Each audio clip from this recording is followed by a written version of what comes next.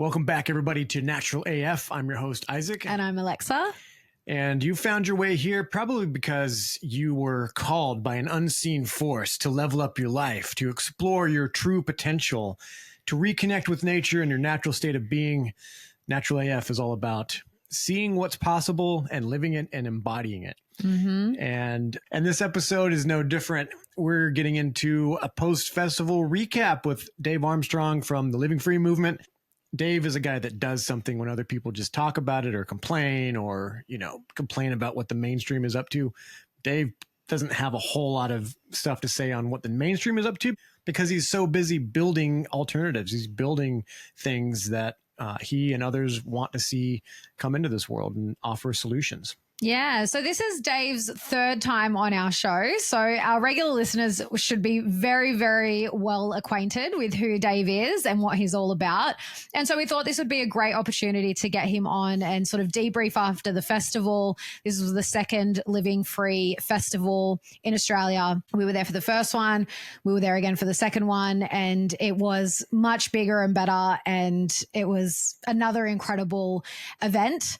And it was also good to reflect on in this episode. We just kind of went where the conversation took us, but the recent march that happened I know there was definitely one in Sydney. I'm not sure if it happened Australia-wide. It was all over Australia. It was protesting immigration and stuff. Yeah. And it was another one of those things that I think it started with one intention and it became another thing. And yeah, we just had a bit of a chat about that and explored, just our different opinions and what we think is really going on. And at the end of the day, it's like what feels right for you. That just felt totally off for me. It just feels like more divisiveness.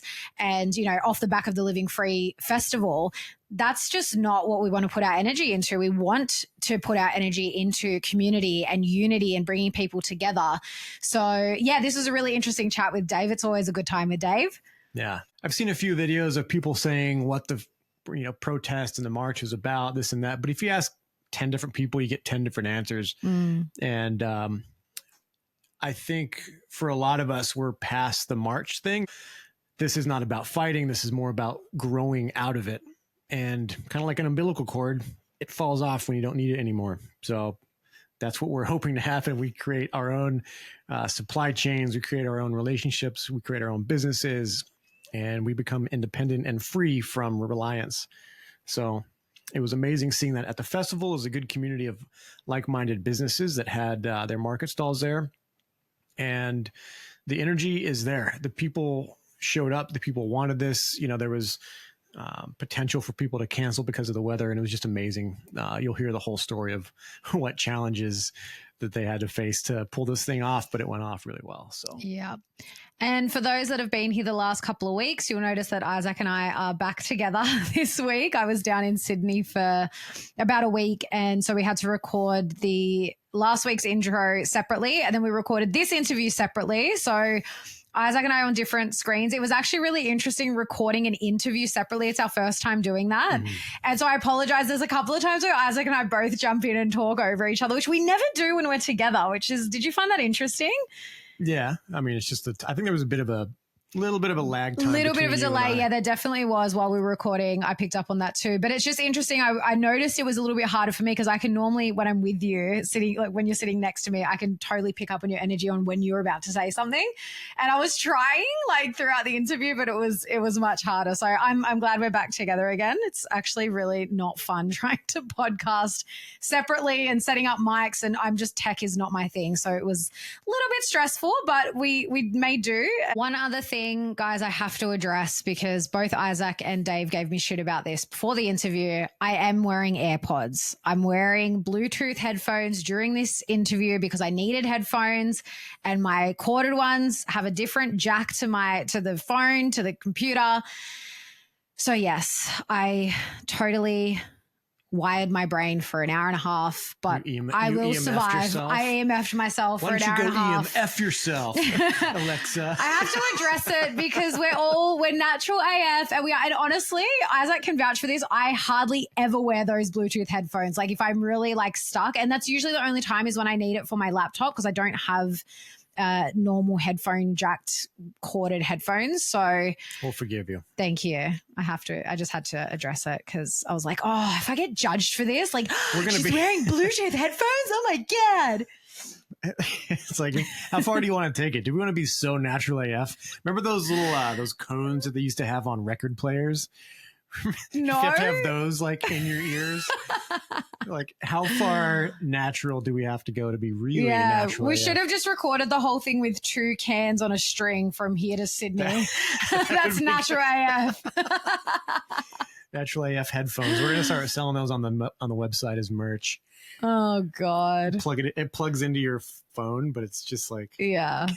Well, look, and honestly, this is what I want to say too. I think everyone went through that stage when you find out about these things and you're like, oh my God, Bluetooth headphones are so bad for you. Oh my God. And it's like, yeah, if you're using them day in, day out, all day, every day, or like every time you listen to something, yeah, it's probably not going to be great for you. But I totally believe in our own personal power. And I know that we are strong enough to overcome anything. So like an hour and a half of the Bluetooth headphones, like I'll be fine. Like I know I'll be fine. So yeah, as long as you're not doing it every day, you know. Yeah, unlike some people I know. Yep. Every day at the gym. You know how annoying it is to work out with headphones that are plugged into your phone at the gym? Yeah, I do. Can somebody please just design a more resonant, like biofield friendly Bluetooth frequency, and then we just have our own tech with our own headphones that aren't going to, turn the frogs gay? Can someone please do that already? Thanks. That'd be great. That's a good call out. Someone do that. Someone just take that and run, please. Yeah. I like how everything just goes back to turning the frogs gay. It has nothing to do with Bluetooth, but stay suspicious, people. All right, folks. And don't forget to sign up for our newsletter on our website at naturalartform.com. That's where you'll hear first about any kind of sales or specials that are going on and updates on where we're going to be at markets. So if you're in the local area, if you're traveling through this way, the northern rivers of Australia, and you want to come by and say hello, we'll be at the markets, but you'll find out where via our newsletter. And as well, if there's any special events, we've got a few coming up that we've kind of hinted at in the newsletter. So if you want to stay up to date on special events or festivals that we're going to go to for freedom-loving, like-minded folks, similar to the Living Free Movement Festival that we just did, newsletter is where you'll get that info first. And when you sign up to the newsletter, you'll also get a 10% off discount code that'll be emailed straight to you once you sign up. So for our local customers, when they purchase more than one product, they get $5 off, and we want to extend that to you online. So now when you purchase an Alleviate, which is our most popular product, you'll get $5 off any other product that you add. So for the US and worldwide, you can get $5 off a Refresh deodorant. And for our Aussie customers, you'll get $5 off either Refresh deodorant or Regenerate Skin Repair Cream. Right. And the code for that is bundle5, BUNDLE, the number 5. And just plug that in. And when you go to the website, naturalartform.com for $5 off. Yeah. So we would greatly appreciate if you've already tried our products and you loved it. Let us know how your story went. You can drop us a review via either Google reviews, or if you've gotten an email from us, usually after you've purchased online, it'll send you an email. So drop us a review in that link, or go to our website and click on the reviews icon on the homepage. It's on the bottom left of the page. It says reviews. So that would help us out. Appreciate it. Love you guys, and let's get into the episode. Let's do it.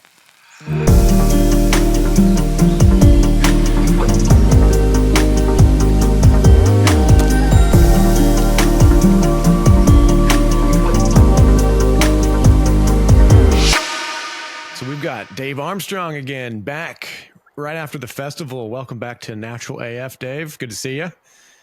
Good to see you guys.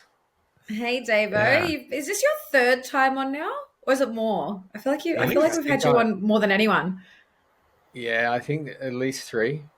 So Yeah. regular now. You might as well just put me on the show. Just make me- 100%. Well, that's how we feel about the Living Free. We're basically just part of the furniture in the Living Free now. Yeah, but post festival has a lot of good energy. Like last year, this festival was a lot of fun. I did some emceeing there. I feel like I started off a bit wobbly and got better as we went on, but I had some good feedback. But it was fun. There was a lot of guests, a lot of stuff going on multiple stages. You guys really, man, you guys planned this like very, I don't know, it was like a lot. It was jam-packed. But really good content. It was jam-packed, and it stuck to it. The whole timeline of everything was ticking pretty well this festival. So good job. Thank you. Yeah, it was crazy, the whole thing, but so much good came from it. But it was yeah, I mean, biblical rains leading in that closed off every road, and there was so much stress that was piled on from that. I just felt like we were up against something massively spiritual, trying to stop this going ahead. And the fact that we got through it, there's so much gratitude to everyone that helped that occur, and those who showed up and pushed through the rains and did all of that. Like, we actually had 3 magical days, like perfect skies, not a cloud or a chemtrail in the sky, just perfect for the 3 days of the actual event. But leading in, we just had so much torrential rain that literally the morning of, all the roads were shut and people couldn't get in. And then the water just went down enough. It was almost as though there was some sort of divine intervention to like get rid of the floods, and then the cars could start coming in, and everything just sort of mostly dried up. We still had some obviously mud and that but it was just an amazing event that had so many challenges and then so much good that came out of it. Yeah. Well, you can blame Alexa for that. Before the festival, she was like, okay, Sky, just go ahead and let it out now. Just rain. And then when the festival hits, then stop raining. So. Well, because I actually didn't know that the rain was predicted until about a week. I think it was the weekend prior. Someone said to me, we're talking about the festival, and someone said, it's meant to be raining all week next week, right? And I was like, what? Because I never look at the weather predictions. Anyway, so I looked on, and it was like 90% chance, 100% chance, and like a lot of rain. And I was like, far out. So I was like messaging everyone I spoke to in that week. I said, guys, we need to clear the skies. We need to put our intention in. We need to visualize like the skies clearing, all this stuff.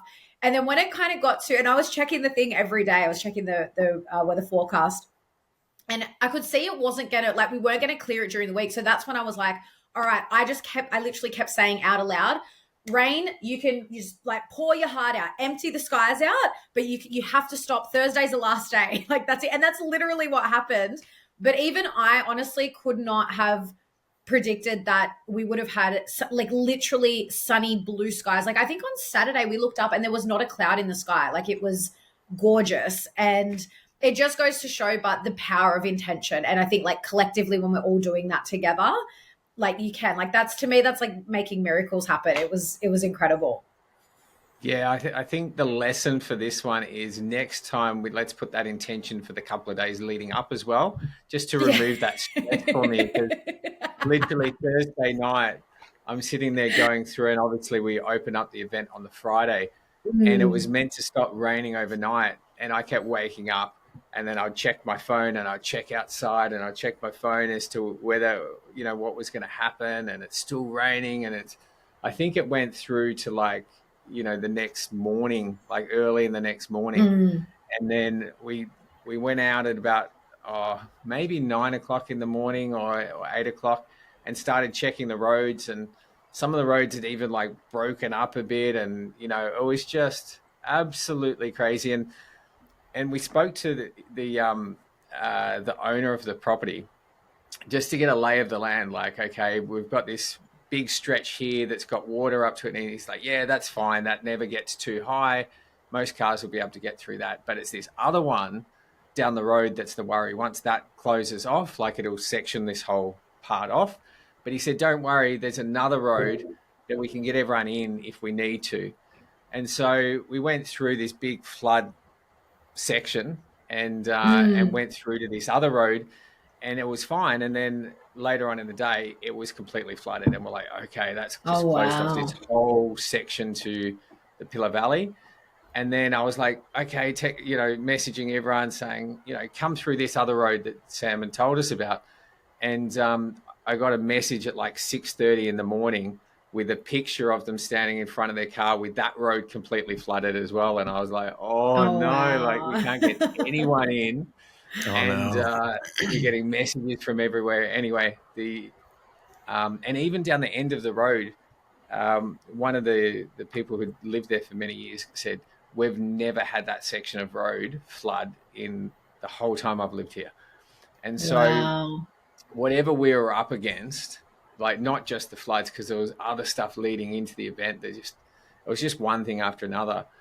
And you could feel this heaviness, this darkness that we're pushing through. I felt like I was like pushing through mud, just trying to do anything. But there was obviously mud there, but it just felt so heavy. And then we're watching the sort of when it's meant to stop raining, and we're looking, we're like, if it just can break through and we'll just get enough where the waters come down. And that's exactly what happened.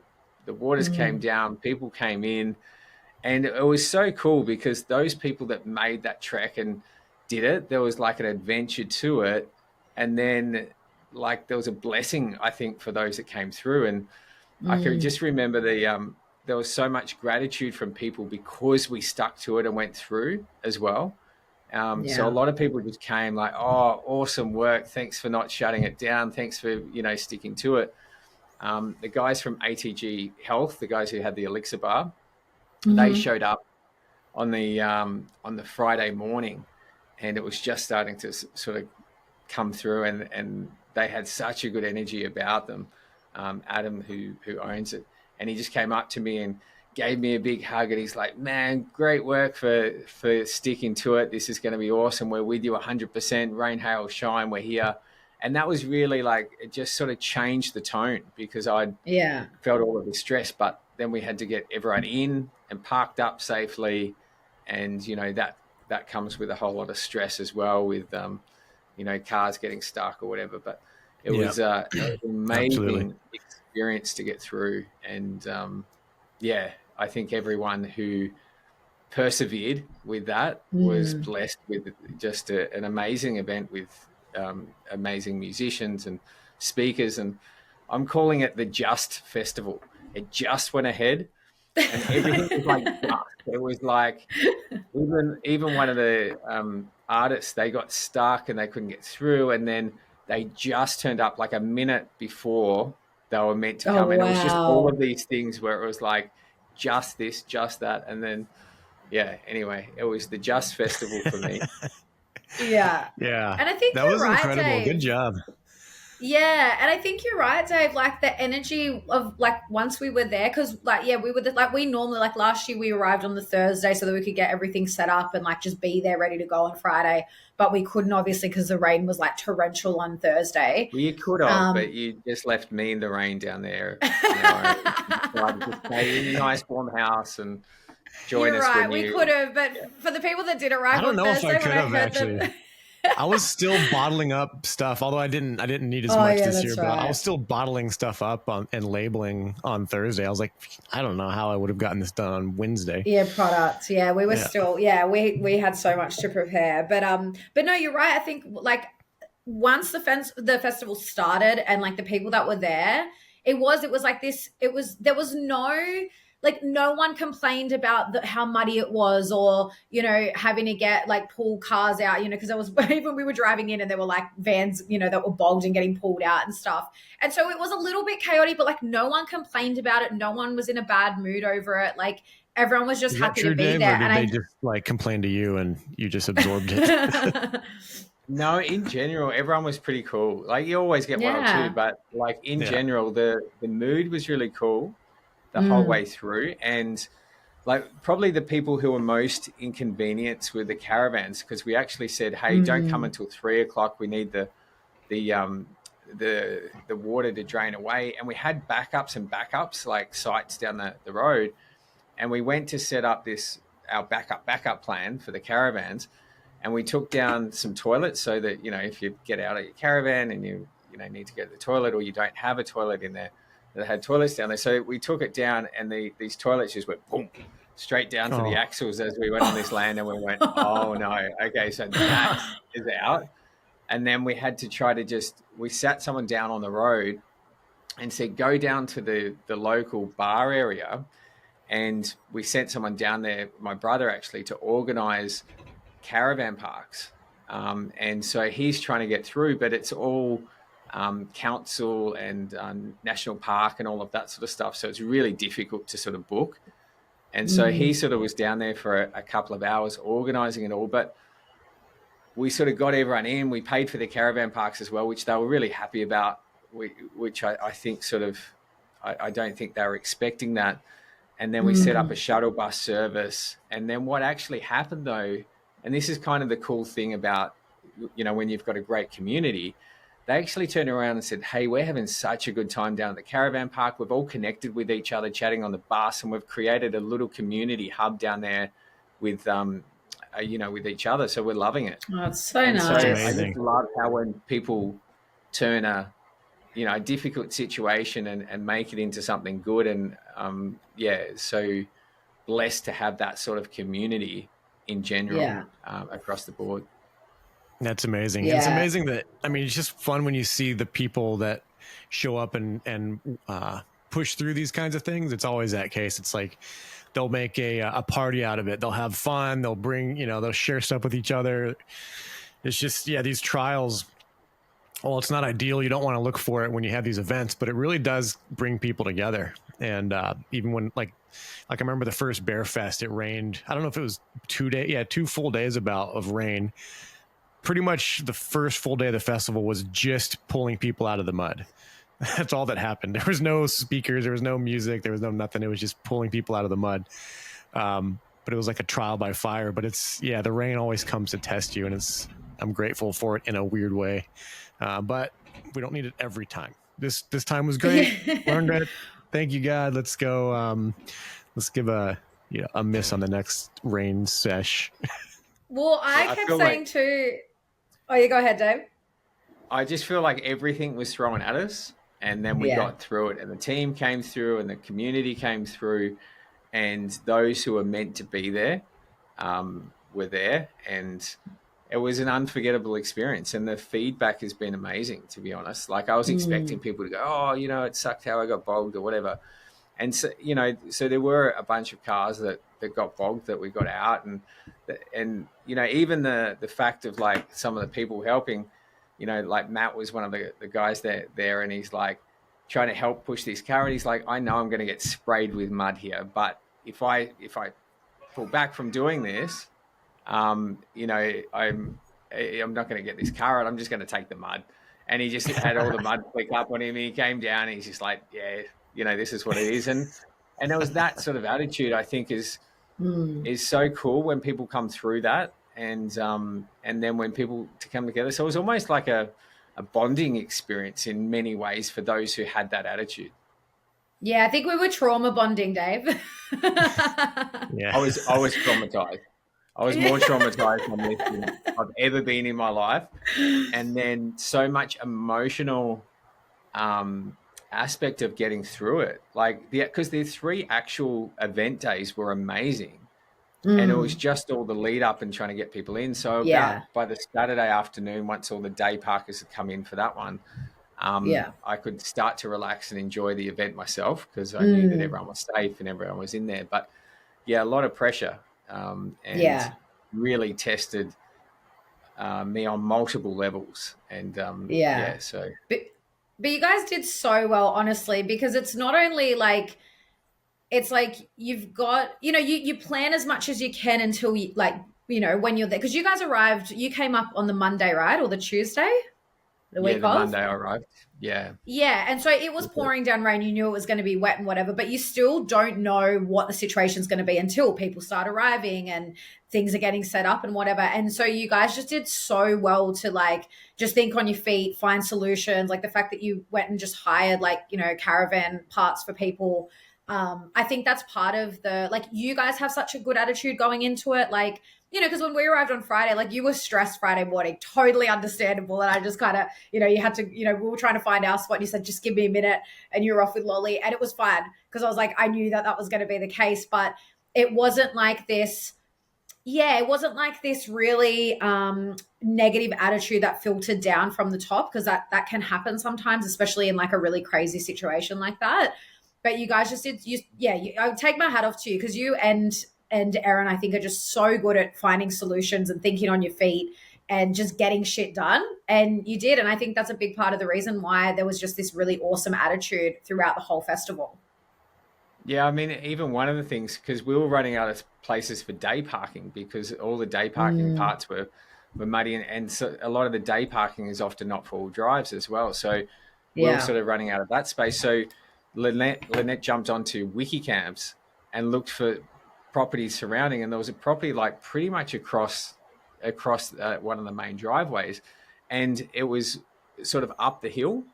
So we ended up going across and paying that guy a few $100 and having, day parking across there. And it worked out. So that was organized on the Saturday, like literally the Saturday morning, because we found it overnight. We contacted them, sent them messages back and forth, because you can't actually call them, right? And you don't know exactly where it is on Wiki Camps or anything.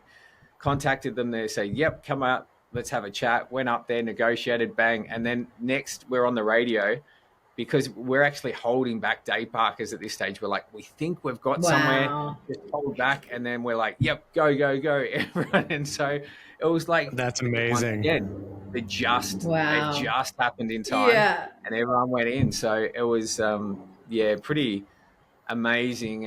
And, just adapting to the environment, and even like, some of the parts, because the water, how much water was moving through, one section was okay, and then the next section wasn't, and then 5 minutes later the section that was okay was now not okay. So you just had to keep adapting over and over again. And then some of the vendors came in and they're like, so we were told that we could have this spot and da da da da da, and we're like, yeah, all of those plans are out the window. We're now just looking for a dry spot and have power for you, and we're going to have to all work through and be understanding. And we just set that expectation, and in general most people sort of responded really positively and got on board with it, because they knew that it was so close to not happening. Yeah, that adaptability, that's really key. And I like it, the Just Festival. That's that's a good name for it. Well, I want to rewind so much a little more than just much more than just like barely happening, because there was so much that work that went into it. You can just see it was like there was so much of a strong intention set that it was inevitable. Like nothing's going to call this off. There's too much energy. Even if you were like, nah, you can't just call it, because there's all these things that you put in place. There was just like no alternative but to find a way through. And you and the team had that energy where you just rose and responded to it. And I think that is the kind of leadership, that's the kind of stuff that is going to help things like the LFM wade through any other, challenges. Having that kind of example of, hey, just move through it. There's no other way, just forward. Yeah. And Dave, did you guys actually consider calling it off at one point though? Did you have to consider that? Yeah, 100%. Well, there was a time in which all the roads coming in were closed. So it was out of my hands at that stage. Like if those roads didn't come down and allow people to get through, I was getting messages throughout the night prior, because some people were coming in on the Thursday to the Friday morning where cars weren't able to get through, and they were lined up, and they were showing like photos of all the cars lined up at the water, trying to work out how to get through. So it was almost out of our hands. But yeah, I mean, for us, it was also this aspect of like, we talk about these things on the platform of like resilience and being there for community and doing all of these things. And so, we felt an obligation to push through and show that leadership, as you're talking about, to give back in that way. Like if we just fold at the early stages, then what are we really setting as an example of getting through, especially when the times get tough, which we've had plenty of those times in the last few years. Yeah, and I want to rewind a little, Dave, so like, post last festival, which was the first one, what did you learn from doing the first one? And so between the first and the second, because we know like you upgraded the property, quite a bit. Like when we got there, I was like, oh wow, there's more toilets and showers. And so what went into it, like before, like leading up to this second festival, and what was your biggest learnings, I guess, from the first one? Well, first of all, we put money back into the property. We wanted to improve the roads, and we wanted to increase the section from one property next door, which is still part of the same ownership, but connect those two. So we built roads, which we ended up not being able to use at all. So there was some stuff there that we'd upgraded and not been able to use. But yeah, we put in extra toilets and showers, and we put in hot water and did that sort of thing. So that was pretty cool. And we wanted to highlight more workshops and everything this year. We had a lot of people in the community who had, reached out and said, I really want to be a part of this one and speak at it, or, have a stall or whatever it is. And so there was almost an obligation there, because once again, that's what we're encouraging people to do, is to find their purpose and then to step into that and to take those risks and, do that. So that's why we wanted to support as much as we could. So it was so much of a community event, not only with the volunteers, but, all the workshops, all the stalls, the speakers, it was just, so much community there, which I think helped galvanize everything as well, because they knew us so many of them knew us and our intent and, all of that sort of things. And obviously this is not a commercial venture in what it is. It's, and something that, costs money to actually put on. So, for us to support them, I think was so important, and to show that's, and to give opportunities. I think a lot of people end up showcasing or stepping into what they're meant to. Like Linton's a prime example. He'd been up to some working bees.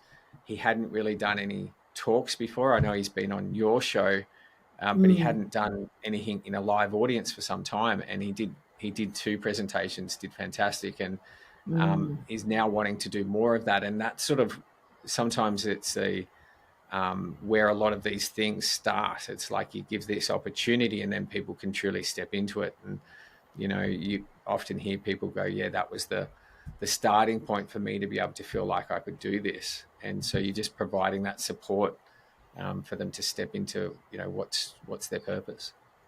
Yeah, it's so good. Yeah, I'm bummed I missed his presentations. I was up at the other stage, but I think hopefully there's some recordings of those available. But I'm just pumped that the community stepped up in the way. It was kind of an extension of how we experience the LFM, over at our property here. Nina, we always have someone over from the LFM. Nina's got so many friends in that group, but they'll stop by at the house. Lisa's always here, but just seeing her at the med tent, doing her tuning fork stuff, being in there for hours with some people. And then Ange down there with the homeopathy and sitting that and just willingly just giving for free, like just being there and happy about it. And those are the kinds of people that, they're exemplary models. There's people that really show that kind of attitude and lead, and they're in a place where they're publicly showing that. So there's a lot of really good examples for the rest of the community. And so this thing just keeps growing and building when you have all these exemplary examples and people that just show up and keep showing up consistently like that.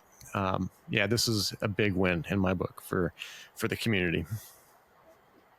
Yeah, absolutely. I think for us, pushing through this opens up doors for the future, and we'll go and lick our wounds and get ready and see what comes for the next one. But, if we didn't push through, I think it would have been the end of this.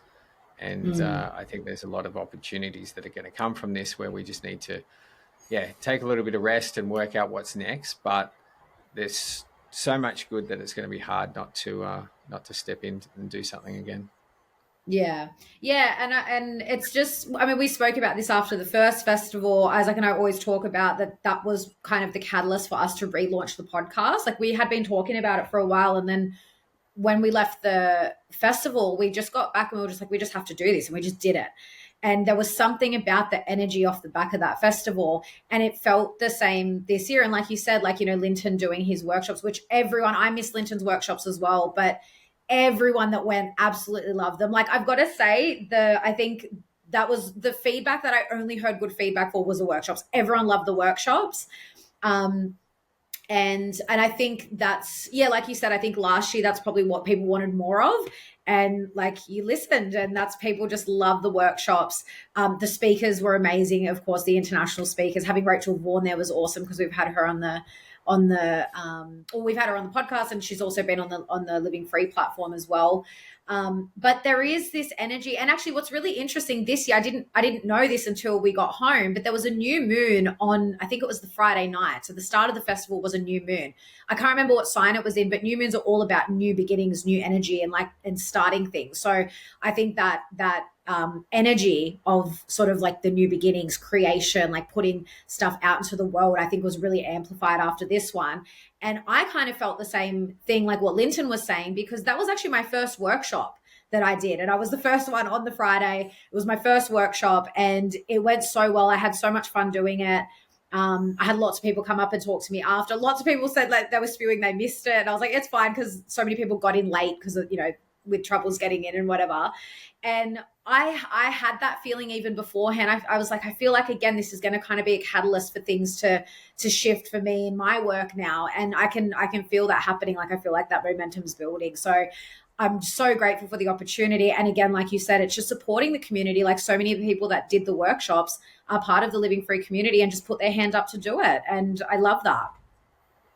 Yeah, I don't think people can truly understand without experiencing it what we're talking about. And I think that that's the hard thing to communicate across something like, you know, this is that if you've been there, you know, and there's a different vibrational energy that's going on. It's being alcohol and drug free. And it doesn't mean that we're checking everyone's bags, but it's setting the intent of people coming with that, which means that it's a family friendly event. And it's different. It's different to anything that I've been a part of prior to this. And that feeling is something that we so need. It's like topping up the tanks, because, you know, even throughout this whole 12 months leading from the last festival to this one, I felt like, you know, the tanks were just being drained with life and everything else. And something like this just tops it up. It gives you that energy to keep going and to keep pursuing, and not feel like you've got to close down to what the world's doing. But, you know, I think that in general, that's what's happening in the greater community, is that a lot of people are just feeling that overwhelm or that disconnect or whatever it is, and sort of going back into their shells. And that's what I'm sort of noticing. So I feel like these sorts of things are so important, and that's probably why they get so heavily attacked, because it does renew that energy. It has that ripple effect for so many people in their different, you know, lives, that, they really don't want this sort of thing going ahead. So I think everything gets thrown at us, not only just, you know, on the reins and everything else, but on a spiritual level as well. And for those who could see or feel those things, they very much could feel it on this one, that it was coming through and breaking through those things. And we won. We beat whatever was coming up against us, and that was very satisfying. Yeah, always love a good win. Yeah, and the festival had a great, I mean, there's so many interesting topics that I think people are really into. And for me personally, it was so fun seeing the American guests and the Americans living in other countries. I don't know, it felt like I don't know, like meeting family members or brothers or friends that I've had for ages for the first time. And Mark Gober, and, you know, we know some of the same people. Mike Wilkerson. It was so funny because I learned about, you know, basics about emceeing from a guy that did the emceeing at the Flat Earth conventions in the States, like the one in Denver, one in Dallas. A friend of a friend knows him, and he's friends with Mike Wilkerson. And it was just interesting to have this another little mini, like, full circle loop. But yeah, Isaac just loves having other Americans there, so he doesn't feel like such an outsider. Well, I was telling Lex, or maybe it was on a different podcast that we were talking about. I was like, especially when they came to Ukai and they were hanging out basically like in our, what I feel like is our backyard. Yeah. It was like when you're a kid and you bring friends over to your house, you know, and you're in your room and you're like, oh, like showing them all your stuff. Like, this is my Hulk smash guide, my Hulk gloves. You know, this is a trophy that I got. Like, you're just showing them around your room and you want to just keep like showing them all your stuff. That's what it felt like having those guys around this area. I was like, yeah, that's a pyramid. See that? We have a pyramid. There's like 3 of them. Like, it was great. Yeah. We do have pyramids out here, by the way. Yeah. For those who aren't aware, the international guests, we stayed around in Byron Bay for a few days, caught up with them multiple times, and then we ended up going up and spending some time with Jambi. Or Jambi came down first, and then he did some grounding stuff with us, and because he actually rang me, and it was such a heightened state with the festival and even just in my life in general. And he goes to me, do you feel grounded? Like, are you grounded at all? And I was like, nah, not at all. And he's like, all right, I'm on my way down.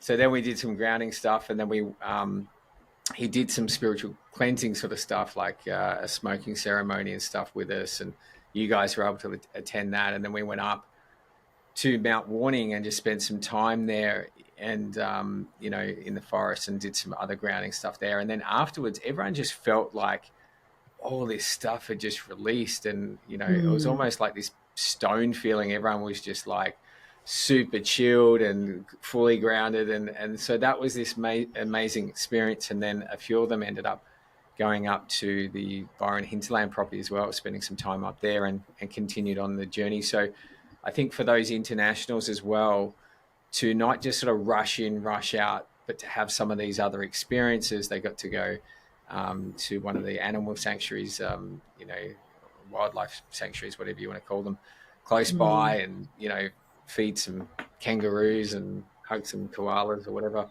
And so, you know, all of the stuff I think just adds to the whole experience for them. And so, they were very appreciative of the extra components that went into their itinerary as well.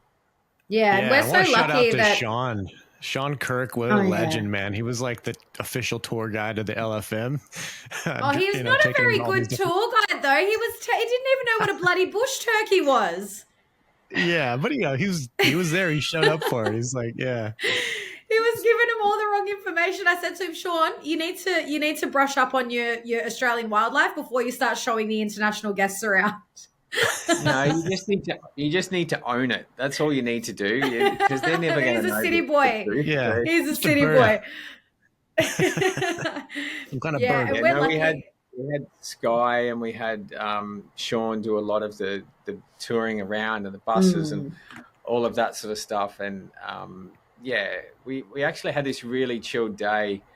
I've got to give a shout out to Monica as well, who let us stay at her property.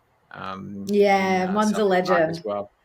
And so we stayed there, and we didn't even catch up with the internationals on that day. We said, hey, do you guys just want to do your own thing and all the rest of it? And they were staying down in Byron, and we all just hung out and we just chatted the whole day. And then Jamie came down to the grounding thing, and it was just this full relaxing thing and we just needed it, because there was so much stuff going on leading up to the event, and then obviously during the event to sort of get it going. And then we just needed this day where we all came together, and it was so special. So, you know, so many memories, not just from the festival, but also after it as well. And very important. Yeah. And I just feel so blessed and feel so lucky that, because I didn't know that you guys were going to be staying in, or the guests were going to be staying in Byron afterwards. We knew that we were going to be catching up with you and Erin while you were up after.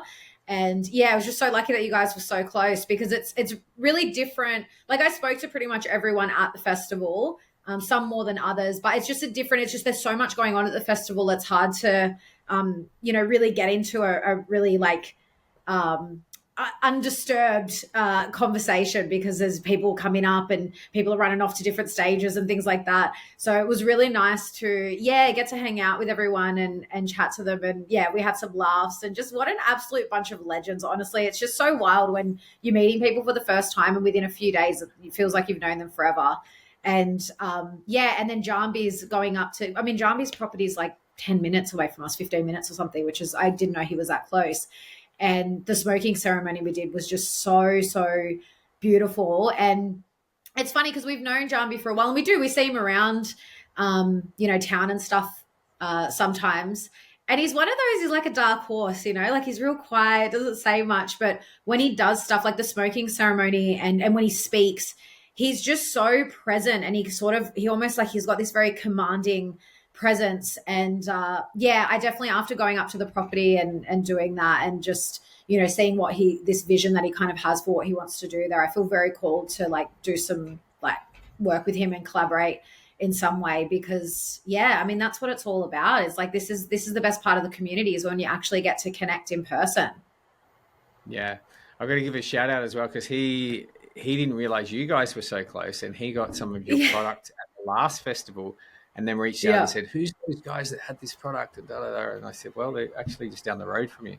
So I think he picked up some more stuff, but he was having trouble with his leg or knee or something, I think, at the time, and was getting a lot of relief from that product. So, he's a legend. It was so good to spend more time with him as well, and I got to know him on a deeper level, which, we'd done some talks across the last sort of 6 months.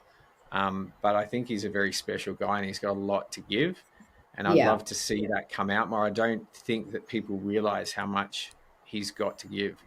100%. So I think we need to, work more with him in some capacity and bring that forward, because there's a lot people could learn. And for me, I'm just sitting there soaking it in, going, wow, this is something that I felt was sort of missing, some of that deeper grounded connection. I'm always up in my head, and that part. And I love the fact that it's called Grounded and Connected, because one of the things that I've learnt through Jambi is that we're all trying to seek this connection, this spiritual connection, but a lot of us aren't getting that it's the combination of the connected and then the grounded together. Because you get your other people that are just grounded, but it's the two that can then give us the best way in which we can navigate through our life. And on a sort of more Christian focused or religious type thing, it's all about that direct connection, Father in heaven sort of stuff. And then the Mother Earth, the connection to Earth, isn't really spoken about in any of those texts, even though if you read some of the biblical stories, then Jesus goes out and spends time in different areas, and that's probably grounding, but it's not spoken about as grounding, and we don't connect it to grounding. And I feel like with everything that's going on with Wi-Fi and city life and the shoes that we wear and everything else, we're not really doing the work in the grounding, and we're all seeking this higher thing. And I think that that's the disconnect. We can actually disconnect from either end of the spectrum, but I think we need to put equal energy behind the connection spiritually higher as to connecting to the earth as well. And that's super important. So I feel like there's a lot there that I'm learning on my journey as well. And I'm just trying to soak it up from his experiences, which is lived experiences. Some are, he's had a lot of trauma and that sort of thing as well. But we can learn so much. And I feel like he's got a deep understanding that, I haven't heard many people speak like that and command that much attention. So I wish more people would listen to those sorts of things. And I think people like that need to be highlighted more, because they've got a lot more to share than we need more of it. Yeah, absolutely. I agree. Yeah, and there's some stuff that Billy and I were talking about. He brought it up. I don't know if he's mentioned Jambi yet, but we'll talk more about it offline. But some more collaborations between between Billy's property and Jambi's. And well, I'll just say this: I need to get I know a place to get the right topographical map, and I'll need to find a compass and a protractor, and then we'll go exploring. We'll go find some activities. Well, I like my adventures, so count me in. Yeah. Right. Yeah, I saw your stash of rucksacks up there, all the backpacks, all the adventure kit. I was like, Yeah. oh, there's so many of these. This is perfect. It's all here, man. Don't you like American Army guys? Don't you need like a GPS with batteries and all of that? Like, you don't. I never got to use the GPS. It was all. And I know they got the satellites. We've all got drones. Like everyone's got their own personal freaking C-130 with a, was it 100 mic or whatever cannon? Nah. we're gonna put on that music as we go out to I've got the entire A-Team soundtrack on downloaded. So I think we'll go Jambi's way and the old natural way of looking at the mountains, and we'll work it out. No protractors needed. At night with the stars, yeah, I'm in. Yeah. And we'll get lost. Yeah. I wanted to ask you, Dave, in relation to like choosing the speakers and stuff this year and the workshops, like obviously, so the theme for the first festival was creating the new, which felt very just so fitting because it was the first one. It was all about creating the new, the world that we want to see. And this year's theme was exiting the rabbit hole. So how did you guys come to the decision to sort of make that the theme? And then I'm assuming you then sort of chose the speakers and the workshops to fit in with that theme. Yeah, somewhat. I'll have to give some credit to Erin because she came up with the idea of exiting the rabbit hole and even had sort of the vision of what it should look like as far as the posters go and everything. But yeah, for us, it was that, on this journey, so many people are going down rabbit holes and sometimes you get stuck down them and you go deeper. But in the end, if you keep going deep down these rabbit holes, it also comes back down to this sort of spiritual connection as well and coming back to your purpose and all of these other stuff. So to exit that rabbit hole is to sort of go, okay, I get it. And a lot of the speakers it was interesting when we did the group chat that it was like, there was a lot of times we didn't know the answer. And this is one thing that I think is really important for people to realize is that anyone claiming to know all the answers is probably full of shit. And so, having that, being humble enough to actually go, you know what, I actually don't know. And some of the scientific people like we had, like Steve Young breaking down different things, he's like, I know it's not that because the science doesn't add up, and he's an astrophysicist, but I don't know what it is. And I think being okay to say that, I don't know what this world is or, these things, that's actually the truth. But, any of these gurus that think that they know it all and project themselves onto the world and go, I've got all the answers, they're not the people that you want to follow. You want to follow people that are humble enough to look at the world and go, hey, we're actually probably never meant to know the full truth while we're here for whatever reason. And that we even had some talks on for what reasons that is, which I find really interesting. But that's okay. We can seek to try to find the truth, but the truth is sort of somewhat varied. Now, people say the truth is inside you, the truth is, God, the truth is this or whatever. But I'm talking about the truth of how this world operates, what's going on, why, so many things. Is this person good or bad? Is it, we don't really know. We don't know how much of it is a show. It says in the Bible that there's wars and rumors of wars in the final days. We actually don't even know what's rumors of wars or what's being projected on TV that's real. And, so for me, so many people are getting caught up in the division, and that they're being divided by these rumors or these rumors of wars and, all of these other things. And so for me, it's trying to pull people out of that mindset and realize that there's something bigger going on. There's something above all of this that we need to work our way into and release feeling like you have to have all the answers, because there's actually this wonderful thing of actually not knowing. the wonder of the world, and just going, you know what, like, so people like Mike Wilkinson talking about like the massive trees that are now mountains that became volcanoes and this and that. It's like, that's cool. I don't know if it's true, but it's a cool story, and that's an amazing thing to think about and look at his evidence of these things, of giants and whatever else. And I think that that's really the big takeaway for something like this, is to be open to not knowing, and then feel into what's inside as to what feels right for you, and start listening to what's inside to get rid of some of these distractions, these rabbit holes, these rumors of wars, whatever it is, and stop dividing everybody based on this. Like, so much of the community they're looking for, and it's probably so much of the world, I think, is actually looking for the parts in which they disagree on. So we could all agree on 95%, and then you say something and they go, oh, you're one of them.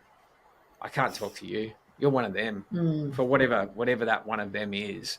Mm-hmm. And, you know, they're looking for the reason in which to not connect, instead of all the other reasons to connect and to work together. And then if you can let go of some of those, the ego that's attached to knowing or thinking that you know, because you don't actually know, then you can actually be more accepting of someone's different views, their point of view, and listen to them. And, you know, I even see it in religious conversations, you know, or spiritual conversations, where someone's saying one thing, but they used a certain word, and it could be more new age than, say, the Christian version or whatever. And they put them in a box and they shut down their thinking. But if you allow that conversation to go a bit further, often they're talking about the very same thing, but they've used a different name. And this is what people aren't allowing to occur, is the conversation, so that we can see what we actually agree on and have an interesting conversation of what we don't, but not hold on to it to a point where we're dividing. And I think, you know, there's a lot of growth that I think people need to do if we want to change the way in which the world currently is. And that's what we're trying to do with Exiting the Rabbit Hole. We're trying to help people to come to that realization, and then listen to themselves and connect on whatever levels they can. And that sort of naturally occurs on something like the festival as well.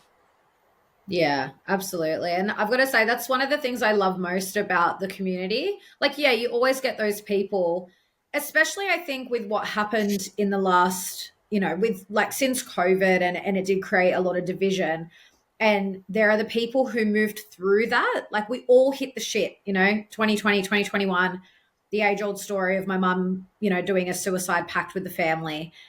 We all kind of lost it. And, you know, it did create this division. But I think so many of us, and a lot of the people within the Living Free movement, have moved beyond that and know that it's not about that. It's actually about the opposite. It's about unity. It's about coming together. And it's about being able to respect and celebrate our differences and our differences in opinions, and like be able to have those conversations where, and I do, like, we have so many conversations with our friends. We have so many friends within the LFM that we can have these open conversations and all share our different opinions, and we end the conversation, we go, cool, love ya, see you next time. And it's like, it's not, there's never any division, there's never any hard feelings.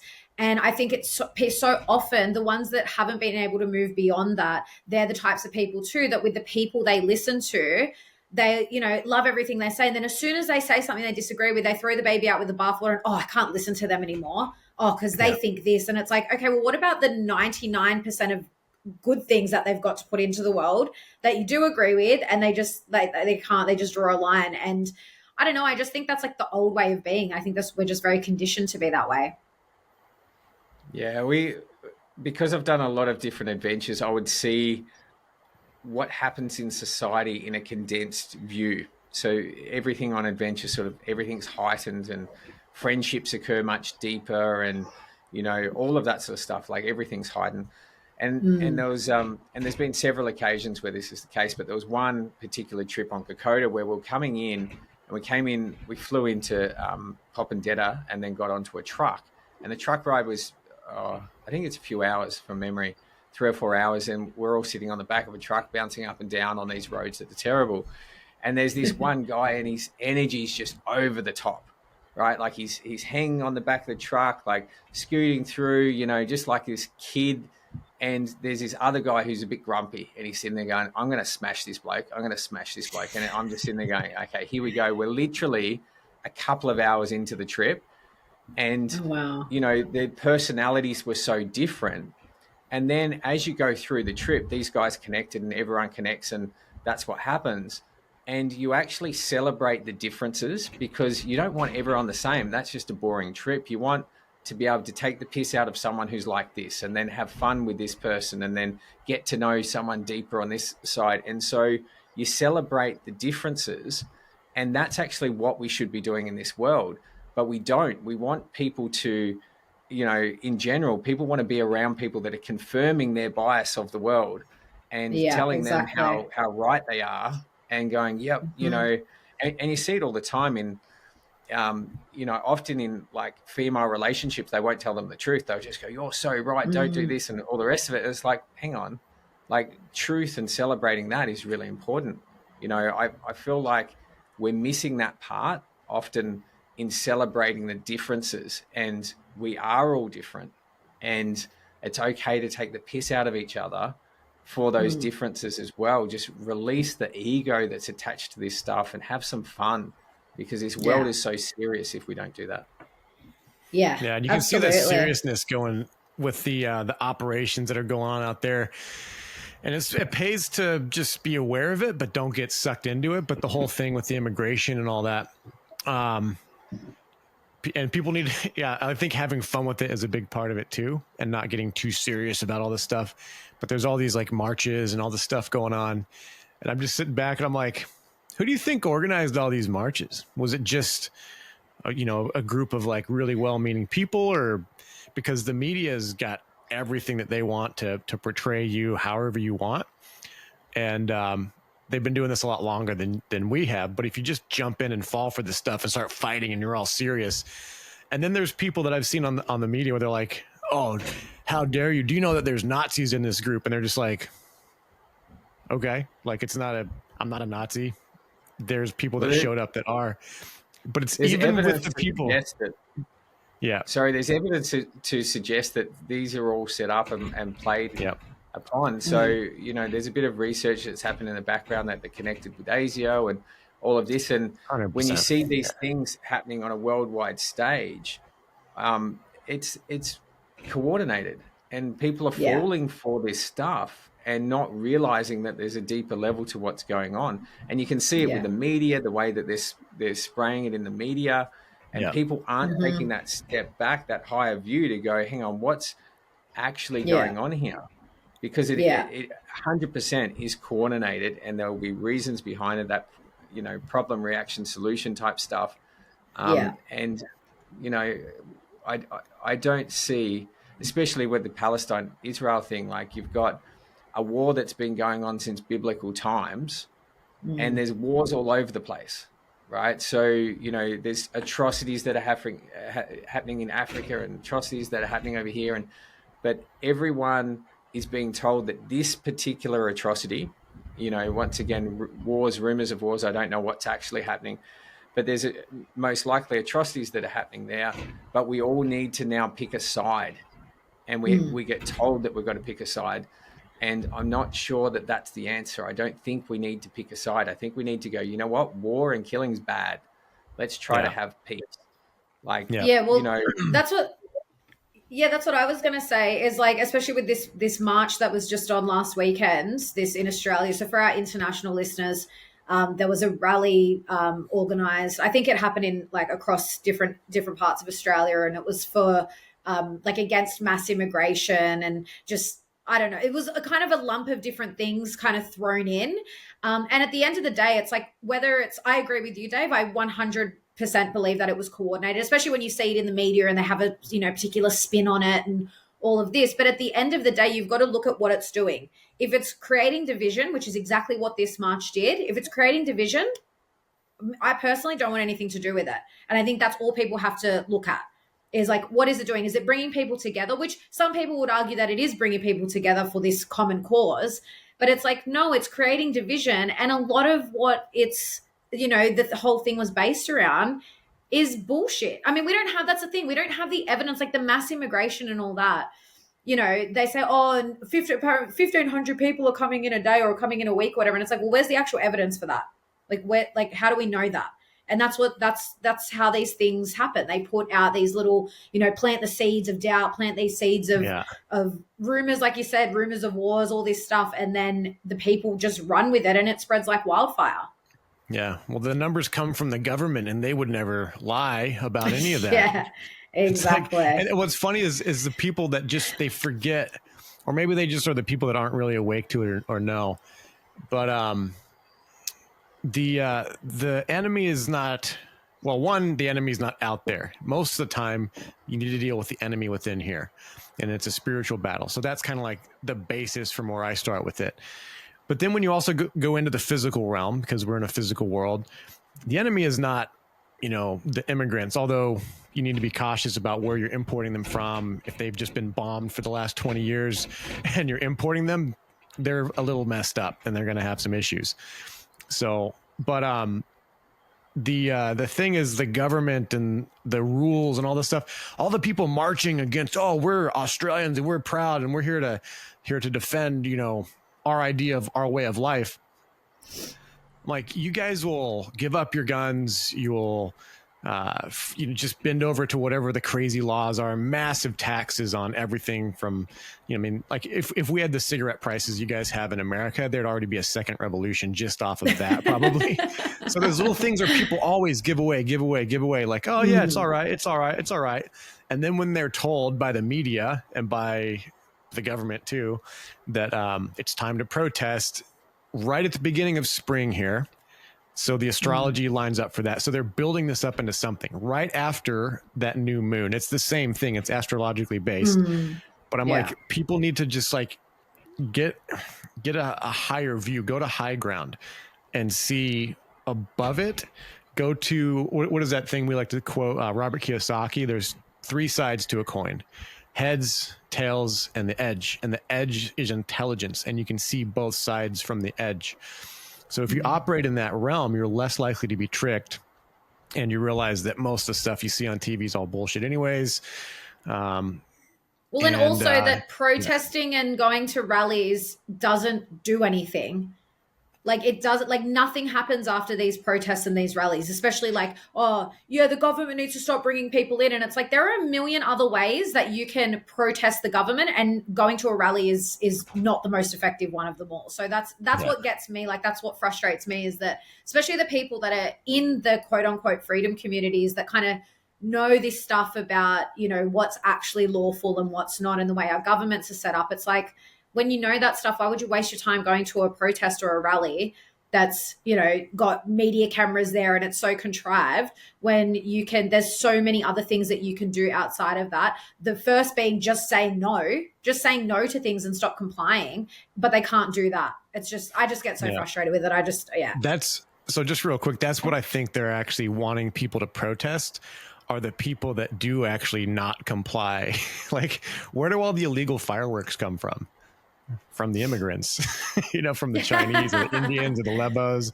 Like, where's all the people that are actually breaking all the rules that all the Aussies tend to like really, really just kind of like lay down for? And it's nothing, you know, no offense, Dave, and anyone else who's like Aussies, but you guys are here for freedom and for taking full responsibility. But these cultures like this, like the Serbs, like your family, Alexa, there's a lot going on in the Serb. There's an energy to that lineage and that generation. There's a lot of them that are, you would consider quote unquote rebellious, but they're not out there protesting and marching and being dumb about it, because, you know, if you protest and march, they can see it coming. They're just quietly being disobedient. And I think to evil people. And I think that's what they fear. And that's why they want these protests. Well, it's really funny you say that, because I was talking to someone about this recently, and I want to get your take on this in a sec, Dave, is that, you know, because we met Alex Zek at the festival last year, and he's also of Serbian lineage, and so many similarities. Just even him and my dad were sitting talking for ages at the festival, because they grew up like with very similar dads and very similar issues. And it's just really interesting, that the ancestral patterns that play out. And there is something about our lineage and what we experienced in, you know, the previous wars and things that all gets carried through our genetic memory.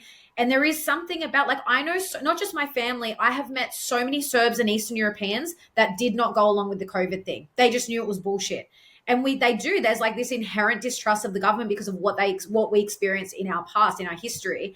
But then I think that's also, like, then when you look at it from the quote unquote Aussie history, like the white Australians, they came out here as convicts. They were literally brought out here, given everything they needed, told what to do. And they were just like, oh, we've got a new life here. And I feel like that's carried through too, where like so many Aussies just do what they're told by the government because that's in their lineage. What do you think about that, Dave?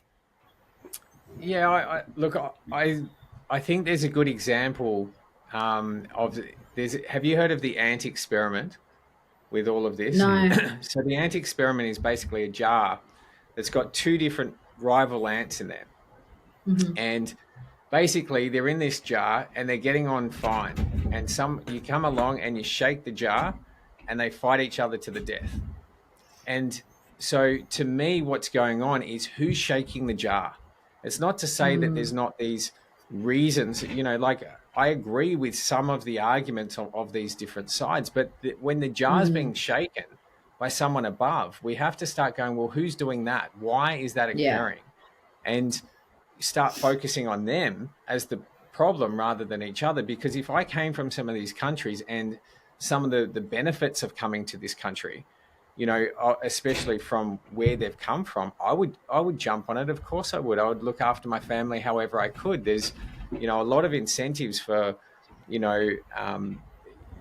government support and housing and all of these things that a lot of the time that the people that are here don't get in the same way. So I can see why the arguments are happening on both sides, but I would also jump at those opportunities to come across. And the other thing is, if, you know, coming from certain countries, if my family was bombed and, you know, all the rest of it, I would probably have hatred towards those that have killed my family as well. So why are these things occurring? Why are people manipulating these things? And who's shaking the jar to make this happen? I think that that's where we need to get to, is focus on, because that's really our common enemy, if you think about it, because they're being disrupted in their other countries. They're being incentivized to come across here. You're talking about those that are here that have got such high taxes and, you know, housing so difficult and all the rest of it. So that's all being controlled and manipulated by money, and money is controlling the world. And so who's got all the money? Who's controlling this stuff? They're the people that we need to focus on. And if we all focused on that, it all falls apart. But if we all are focusing on each other and, you know, the other tribe of ants, and you're being shaken and forced to sort of go in and fight and to pick a side and to do all of this, then you've just fallen for the agenda of what they want us to do, which is to waste all of our energy in yelling at each other or yelling at the wall, asking for freedom, or whatever it is that we're doing in this protest. They want us to use up our energy rather than focusing on internally using that energy to focus on our purpose, get to that place where we know what we're here for and bringing that forward. If everyone was to do that, we're in a whole different place. And, you know, I just think that that's where we've got to get to as a collective before we can start moving forward, because, you know, those with the money are still going to keep manipulating and doing whatever. It goes back to the Roman days of, you know, talking about having the Roman circus and having the gladiators fight each other and everything and keep everyone distracted from this. Sport's the same. All of this, they're all distractions, and we need to start looking at them as distractions. I'm not saying remove ourselves from everything, because I like distractions as well, like Formula One and this and all of that. But understanding that that's what it's there for, that's its purpose, that's why it's funded and got so much money. But make sure that the investment's going internally as well in upgrading ourselves, so that as a collective, that can't be then disrupted going forward. And I want people to really think about what's going on from that level. As we said, take a high perspective on what's going on and not caught up on that. But the lineages, like when I look at my lineage, I don't even know where I come from, really. You know, I go back a couple of generations and there's, you know, unknown parts of, like, you know, was my grandfather adopted? You know, did this happen in the family? Often family secrets, you know, someone had a child out of wedlock and then got brought up somewhere else. We've got that sort of stuff going on at my grandparents' level. So I don't even know really, you know, my grandfather got brought up with an Indigenous woman. Oh, wow.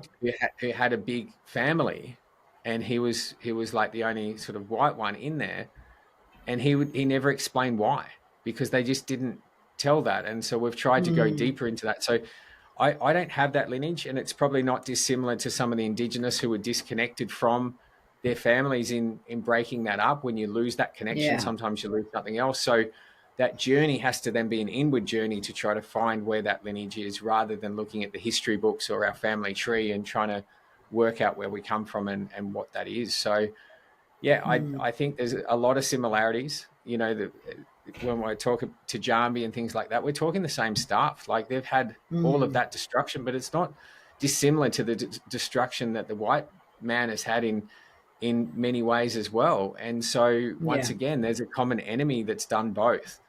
You know, it's not white man versus black man. It's like, I believe, a different breed who's come into here, you know, blue bloods, whatever you want to say, that has come into here that's causing the problem. They're what we need to be focusing on our energy on. And we've been given a custodianship of, you know, if you look at a biblical point of view, you look at being given dominion, which is like a custodian of this. We have a job to do here, and we need to step into that role of custodian.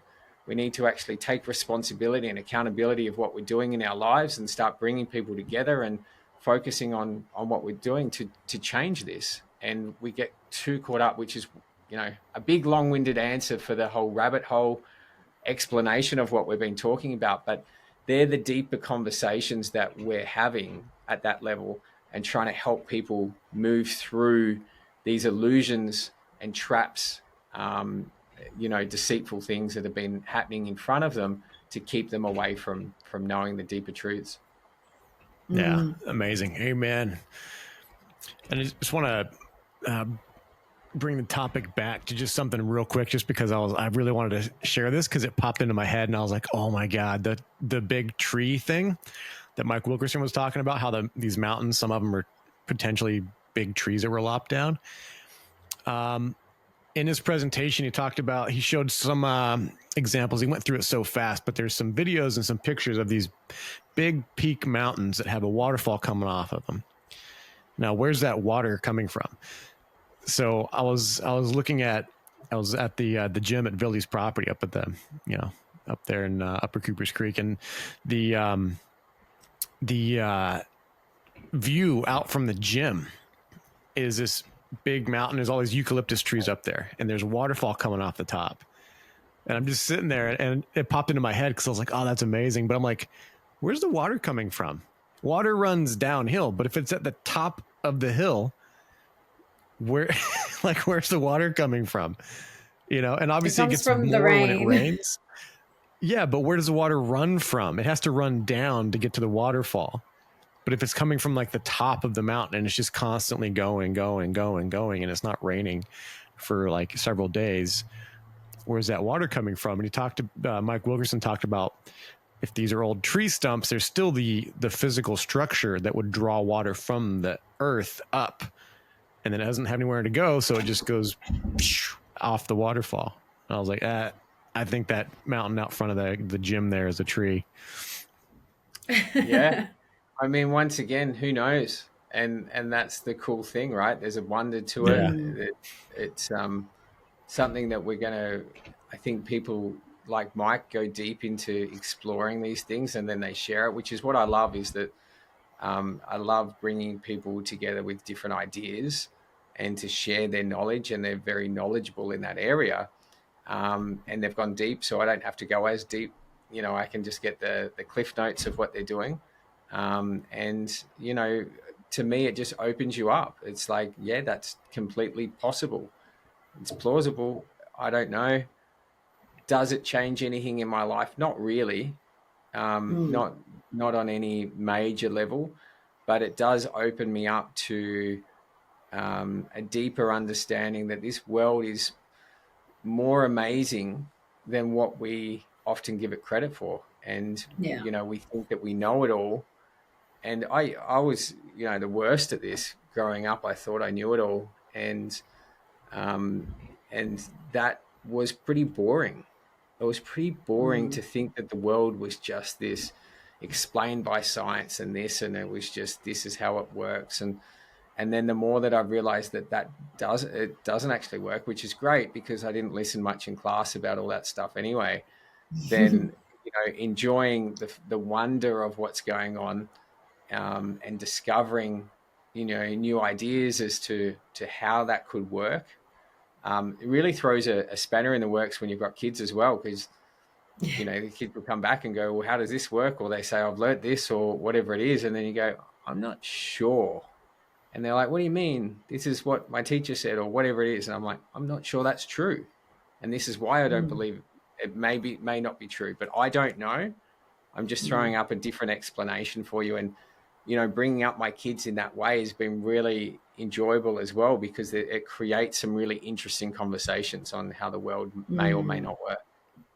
Yeah, I know. I say it all the time. Like, I am so excited to have kids and start not just teaching them, but learning with, like, I feel like I'm going to go through this whole process of relearning as well, like through our children, because we're just going to be approaching it in such a different way, where instead of like telling them, we're just going to start exploring different things and actually, like, from a very young age, asking them the questions and asking them what they feel. Like, I think the biggest shift in this generation in particular with like raising children is that, you know, the generations before were like, we're the adults, we know everything, you must listen, the children must listen to the adults. And it's like, now I think we're going into it with like, our children are going to have so much to teach us, especially from the spiritual aspects. Like when you hear like Dr. Edith Ubuntu Chan, she like just if anyone's listened to her, which we really want to get her on at some stage, but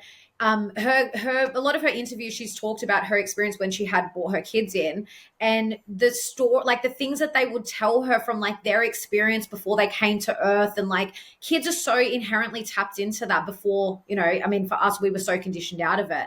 But I think when you can really like foster that within them, like, we have so much to learn from them. And I just think, like, even just putting the questions to them, like, well, what do you think that this is? What do you think? What do you perceive this to be? I think we're going to have so much to learn from them. And it really does excite me to raise them in that way, because I think through that process, like, I've done a lot of like deconditioning and sort of coming back to what I felt intuitively as a child. Like I always say, I from day one, I remember in school learning that the earth was a globe, and it never made sense to me. Like, inherently, I was just like, that doesn't sound right. It doesn't feel right. But then through all the years of schooling, I literally would argue with people. No, the earth's not flat. That's so silly. But it's just all the indoctrination and sort of, so I am definitely undoing a lot of that. But I think it's just going to be on another level with, you know, with bringing our kids in. Yeah, I did this thing with my kids just recently. I did it with my oldest daughter first, and then I just did it with the two younger ones. But it was around Ned Kelly, because obviously Ned Kelly's story is around here, and you can actually go and look at his armor. You can go to where the final shootout was at Glen Rowan, and you can do all of that. So, the experiment was effectively, I got them to watch the Ned Kelly movie, the one with Heath Ledger. And so that was the first part, and they watched the story, and I did it with my oldest daughter first, as I said, and because she wanted to know, I said, look, I want to know if you think Ned Kelly was a good or a bad guy. And they really wanted to know my opinion. Well, what do you think, Dad? What do you think? I'm like, I want you to watch it. I want you to go and hear the story. And we ended up going to the prison and going through and doing a tour and checking out the armor and doing all of this sort of stuff.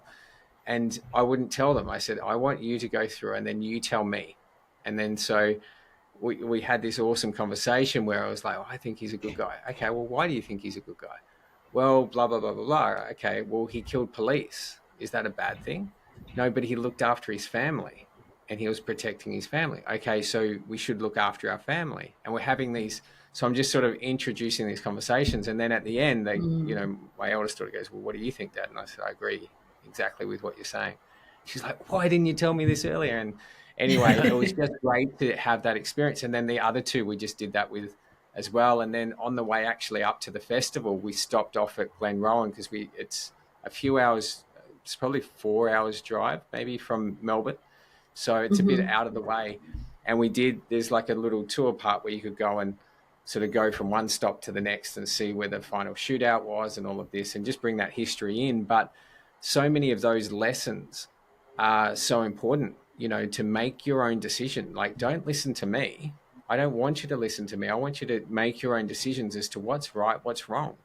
What should we stand up for? Why should we stand up for it? Just because the police said this, does that mean that that's the truth? And, and not putting it on to police or putting it, that, but it's really important lessons for them to go through and make their own decisions and to go through. And so my eldest daughter, she did it with me as well for the other two, because they were asking her and she's like, I can't tell you, this is part of it. You've got to make your own decision. And so she, I love that. Yeah, but it was really cool. And I love doing those sorts of things with my kids because opening up their minds, or even when they come back and they say, well, how does this work? And, you say, well, this is actually what they'll teach you at school. They'll teach you this, but there may be another thing. And then you explain that and they go, well, what do you think? I go, well, I actually don't know, but I'm not sure, these are the reasons why it might not be true what they're teaching at school. And, it's then an exciting conversation.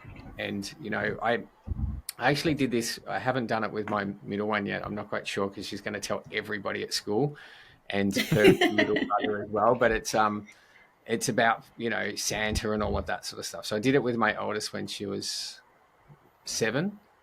And I took her to a cafe. We had the day off. So I said, look, no school today. We've got a special event. We're going to do something together. And it was my wife and I. We took her to a cafe and we said, look, Santa's not true. Easter Bunny's not true.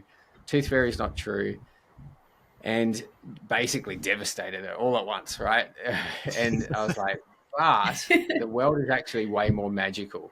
And, there's all of these exciting things. And I never want you to doubt that this is the reason that we tell this, but I don't want you to ever doubt that we're going to tell you the truth.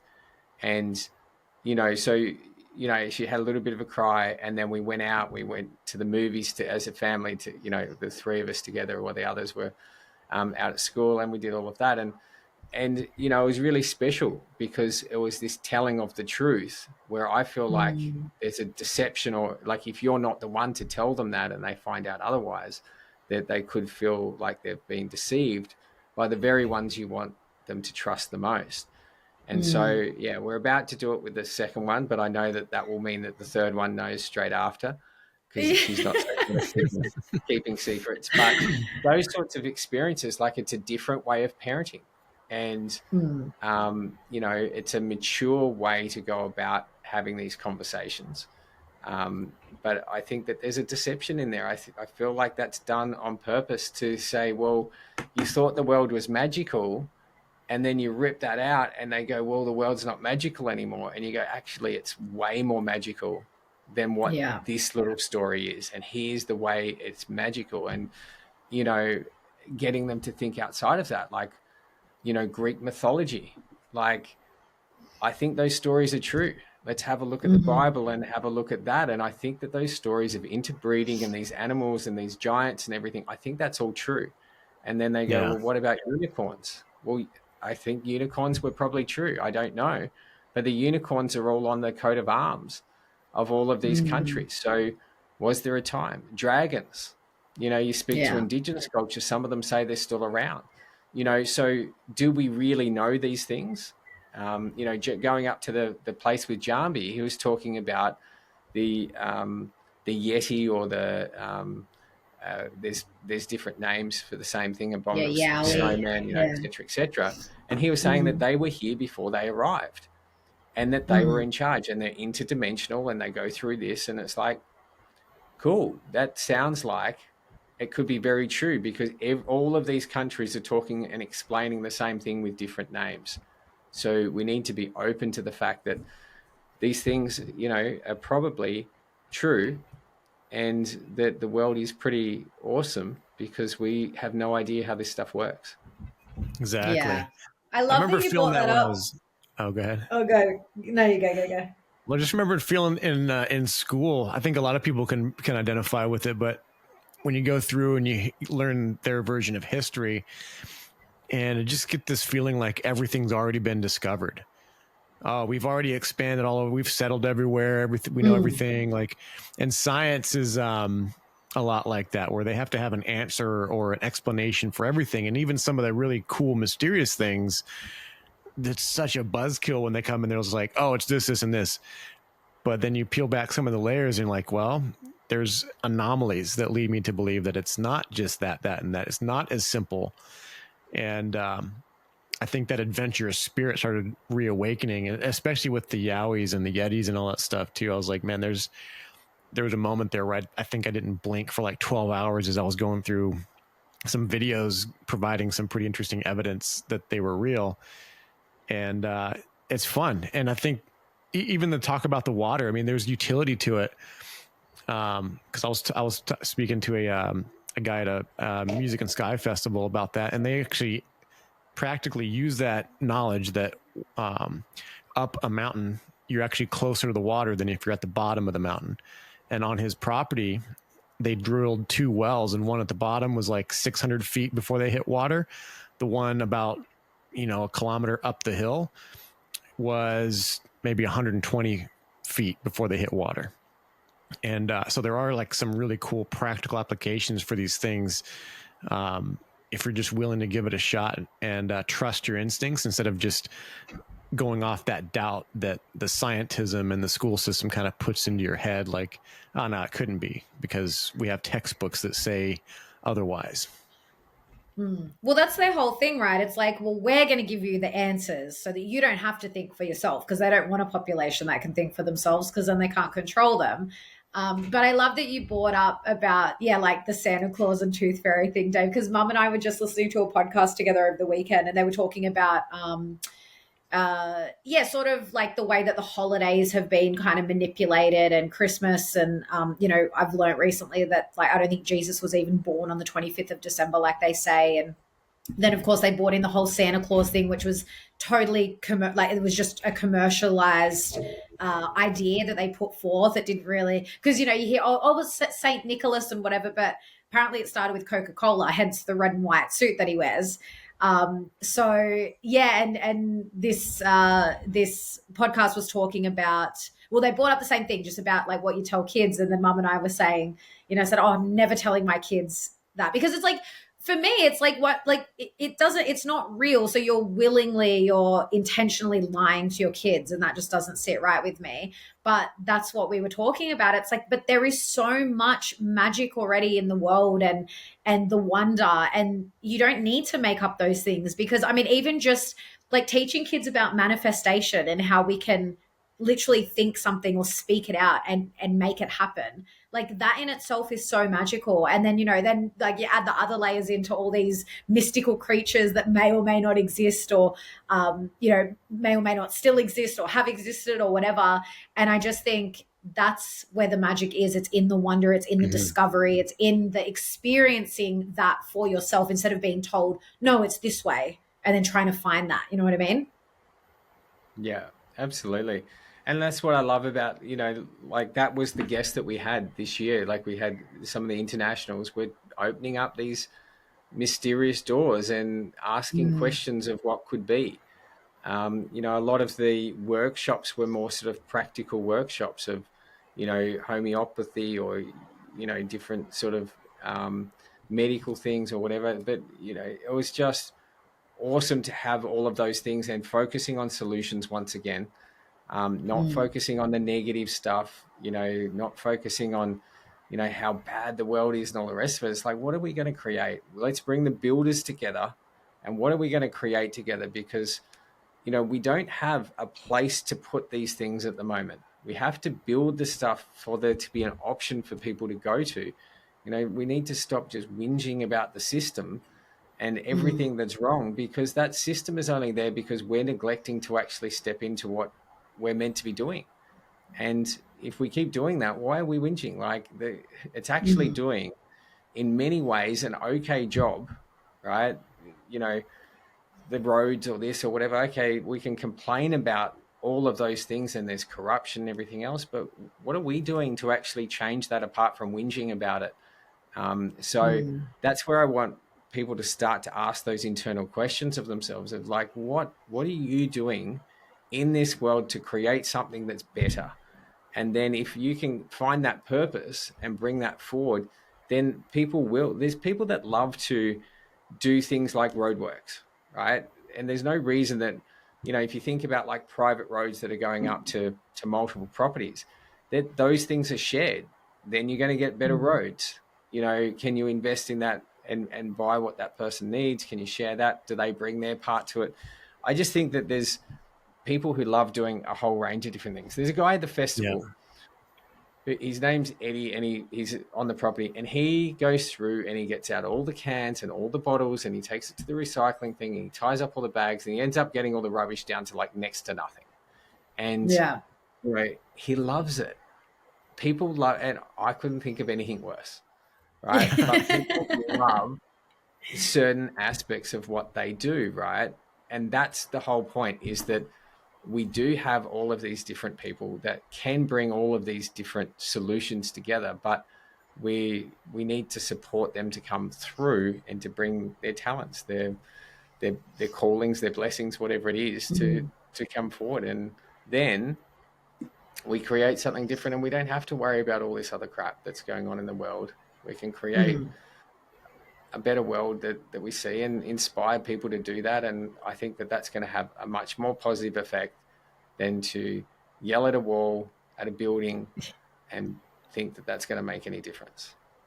Yeah, exactly. And something you said earlier, Dave, that I wanted to touch on, because you just kind of brought it up again, like, you know, when we're talking about the protests and like all this, you're just externalizing everything. And like, that's like, it's where we focus our attention, right? And when we are focusing more on ourselves, like I've experienced this, when you start focusing more, and not in a selfish, greedy kind of way, but when you start focusing on your own inner healing, what you're creating, what you're putting into the world, what you're doing with your family, your community, you like the noise just kind of just disappears. Like that rally that was on last weekend, honestly, I would not have even known that it was happening if a friend hadn't told me a few days before, because I just don't look at anything anymore. And it's just funny because I have no interest in it whatsoever. I do not care to see what's happening. Now, mind you, I don't stick my head in the sand. Like, obviously, you know, we're aware of what's going on in Israel with the Israel-Palestine thing and certain things that are going on here in Australia. But it's like, it's just not, it just doesn't get my attention. It's just like, oh, okay, cool, that's happening. You know, good to know, whatever, and move on. And it's like the more and more you do that, it's just like that stuff just kind of, it just dissolves. And I loved the theme of exiting the rabbit hole this year, because that was my whole, I mean, that's what my work is really centered around. And that's what I, you know, presented the workshop with that in mind. And I think I said that to people when I started. I was like, you know, exiting the rabbit hole is all about like, I kind of almost see that too as like doing like the internal work or, you know, spiritual things and stuff. It's like we have to go within and we have to do that, but we can't stay there. Because, and you know, we talked about even just people not being grounded. You see that a lot in spiritual communities. They're so up here off with the fairies and everything, spirit. There's the least grounded people you'll ever meet sometimes in those spiritual communities. And so it's about having that balance of being able to go within, going down the rabbit hole, you know, like sort of retreating and like finding out all these things or finding all these things about who you are and whatever. But you have to come back out of the rabbit hole, so to speak. You have to come back out into reality, because that's like the integration is where like the true change happens. You know, you can't just do one or the other. It has to be both. And it has to be balanced in a way where you can actually see the growth and the evolution within yourself and then in the world. That's how it starts with us. And then we can put that out into the world. Yeah, it's a fractal, it's a ripple effect. And then, you know, that can go further and further. The deeper you go and the more work you do, the bigger those ripples are. And that's where change happens. It's not forced in any other way, I think. But yeah. Mm-hmm. Yeah. Anything else to say, babe? No, I think this is a good place to leave it. This has been a really, I mean, it's been a victory in a lot of ways, a learning curve, setting the tone. And I'm excited to see more of that culture of people bringing their workshops and all the people that have these skills and talents and are just showing up. You know, big shout out to Bjorn and what he's stepping into, and some ideas about getting in with some ram pumps to do some things with water and generate electricity. And we're just going to do it. We're not going to sit around and talk. The time for talk is long gone. Like, let's just go. Let's just do it. So I'm excited to see more of that. And I'm honored to be a part of the LFM and to know you, Dave, and to see this, what's growing here in this movement. Yeah, I appreciate you guys. You're like family, and that's what a lot of people are like within this community. They are truly like family. Actually, they're probably better than family. I'm not going to say for all my family, because I do have some amazing family, but I could certainly replace a few with you guys for sure. I love that. Yeah, it really is. It's like, we always say that the LFM literally is like family. And I have one last question for you, Dave, because like I said, we always come off the back of the festival with this like renewed energy, this creative energy. There's always just something that comes from it. How are you feeling like that after the festival? Is other things like, have you got new ideas for the platform or next year's festival, or just what you want to do with your family? Like, where are you at with that? Good question. I don't know from all of those aspects. There's quite a few ideas that have come forward, and I think we're going to get a group of people and start thinking about what's next. Where are we going? What are we doing? For me personally, I feel really renewed. I think that there's a new chapter.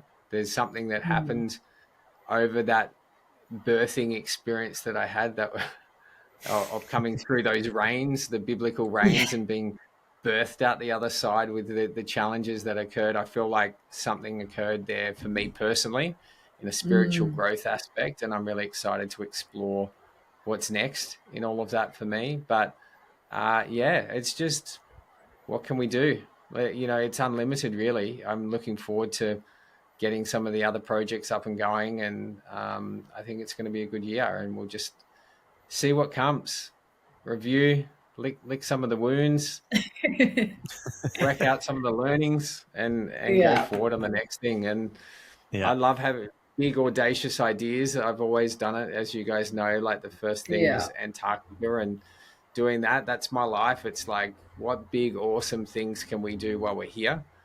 You know, I want on my gravestone to be something like, he had a crack. He had a good shot. You know, like, so whatever it is, we'll have a crack, and we'll try to make something big happen. And we pulled it off this time due to an amazing team and amazing community. And we'll see what happens for whatever's coming up next. Love it. Beautiful. And of course, we always encourage people to join the Living Free movement. We'll have the links in the show notes. It's such an incredible platform. And yeah, I mean, we've already got some ideas. Mum and I spoke to you for like 2 hours the other day, Dave, just brain dumping all of our ideas. And that's the beauty of the platform, is that the community is always willing to get in and help and provide value. And I'm excited to see what's to come as well. Yeah. Hey, Dave, if somebody wants to do a workshop or something on the Living Free platform, who did they get in contact for that? Probably just me. Yeah. Send it through to me, and then I'll go through it, or it'll go through to Aaron or me. But yeah, I think maybe the evolution could be bringing more community in to the actual platform and to the building of it. So that's sort of what we were talking about the other day. It's more of a stewardship of this sort of thing, or that's really what I feel. There's not really an ownership aspect. It's really like trying to just create a container for people to bring through what they're here to bring through. And you know, so that I'm open to all ideas, workshops, whatever it is, collaborations. If people are of like-minded and they're on that same page of creating and giving, you know, paying it forward and doing that stuff, then I'm open to any conversation and see what comes. Yeah. Awesome. Well, we'll and if you're going to throw out a bunch of ideas, email. be prepared to roll up your sleeves and get your hands dirty. You know, we're a culture of viewers. So, yeah. Absolutely. We'll pop in the contact email in the show notes as well if anyone wants to get in touch. And thanks again for coming on, Dave. You're our most what is it? Most what's the word I'm looking for? Yeah, whatever. You've taken the cake. Most episodes on Natural AF goes to Dave Armstrong. Woo! Thank you. No, I love you guys, and take care, and we'll catch up very soon. Thanks for tuning in to the Natural AF podcast, where we explore holistic healing modalities, mindsets, and methods that reconnect us to nature and our natural state of being. If something resonated, share this episode and see the show notes for our guest links, as well as all of our discount codes for our aligned affiliates and Natural Art Form, where we handcraft a range of organic, natural remedies to help support your body's natural healing abilities and help support the show. If you're listening on Spotify or Apple Podcasts, please take a few seconds to leave us a rating and review. And if you're watching on Rumble or YouTube, hit the like button and drop us a comment, and be sure to subscribe to our channel for the latest updates. We're not here to conform, we're here to remember what's real. So step into your power, be curious, and be natural AF.